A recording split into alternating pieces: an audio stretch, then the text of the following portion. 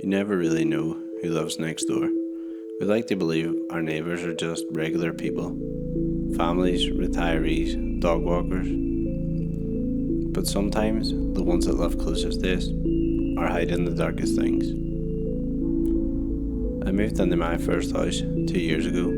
It was small, cheap, and a little run down, but it was mine. The neighbourhood was quiet, one of those cul-de-sacs where everyone's lawn looked the same. Most of my neighbours kept to themselves, except for the man next door. He was older, late 50s maybe, skinny, pale, always wore the same faded flannel. I'd see him on his porch chain smoking, or just staring. The first time I waved at him, but he didn't wave back. He just tilted his head slightly, like he was studying me. I figured he was just a lonely old guy. I had no idea what he was actually doing though. The first weird thing happened a few weeks after I moved in, maybe around 2 or 3 a.m. I started hearing noises beneath the floorboards. Not pipes, not the house settling. This was movement, soft scraping, sometimes even a low breath. I thought maybe it was raccoons or a stray cat that had somehow got under the house, so I sealed the Crawlspace entrance with plywood and a few bricks. Then the noises stopped. For a while.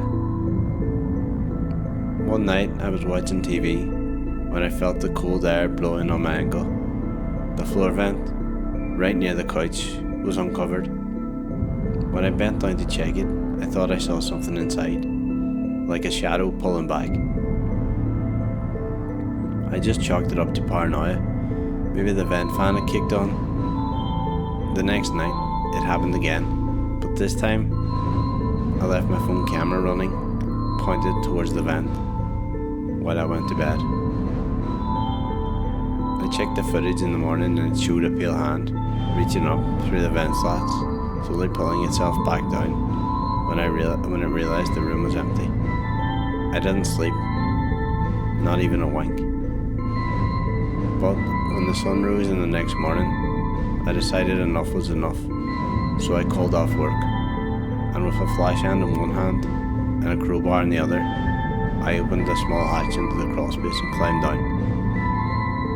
The air was musty, the dirt damp, cobwebs brushing my face. I swept the light slowly, and then I saw it.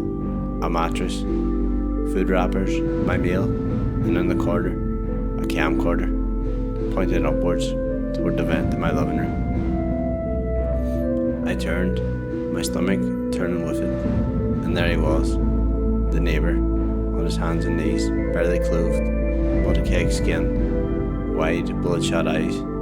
He has, "You're not supposed to be down here." I scrambled out of there, slammed the house shut behind me, and dialed 911. He didn't resist.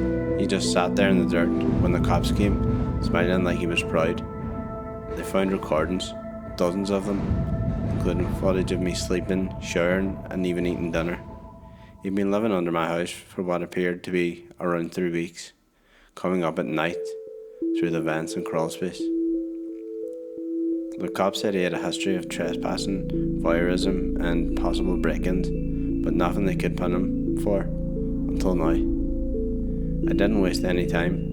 I moved out the next day, and now every time I hear a creak or feel the cold air in my ankle, I wonder if someone's down there, watching.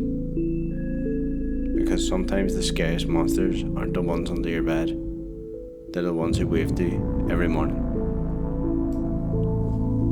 When I moved into my apartment, the landlord warned me about Unit 2B. "She's harmless," he said, "just a little intense, been here longer than anyone." I didn't really think much of it. Every building has its oddball. The first week was quiet.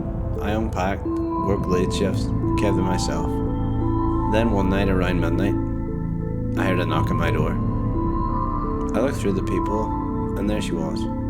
An older woman, mid-60s, thin frame, stringy hair, pale. She smiled. "I just wanted to meet my new neighbour," she said. I opened the door halfway. She didn't step in, just stared at me, "Let me know if you need anything," she said. Then she added, "The walls are thin." That was it. She left. The next night, knocking at my door. I didn't answer. The next night, knocking again, always at 12:04 a.m. I started ignoring it. I figured she was just lonely, but the knocking got weirder. Sometimes 2 knocks, sometimes 7. Once it was just scratching.